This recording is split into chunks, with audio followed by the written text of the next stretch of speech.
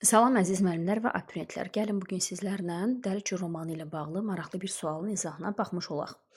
Deməli göstərilir, doğrudur. Romanda konflikt sinfi mübarizə üzərində qurulub. Doğrudur. Əsərin əsas qəhrəmanı Azərbaycan təbiəti idi. Doğrudur.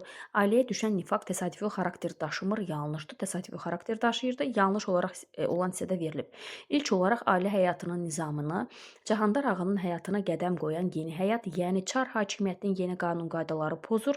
Yanlışdır. Cahandar ağanın ailə həyatının nizamını elə mələyə qaçırmağı ilə başlayır. 5. Cahandar ağa öz hərəkətlərində və sözündə sərtdir. Dediyi sözdə, elədiyi hərəkətdən dönən deyil. Bu cəhəti özü istəməsə belə onu mənfi aparır, doğrudur. Cahandar ağanın ağa təbiəti onu kəndlərə qarşı amansız edib və o bu vəziyyətinə görə daxilən əzab çəkir. Təbii ki, yanlışdır. Çünki niyə? Cahandar ağa daxilən əzab çəkirdi, amma bacısını öldürdüyü üçün. Yəni kəndlərə qarşı amansız rəftarı deyildi. Ona görə biz baxırıq. Deməli, yanlış olan hissədən biz 4-ü götürdük. 5-ci fikrimiz də doğru idi.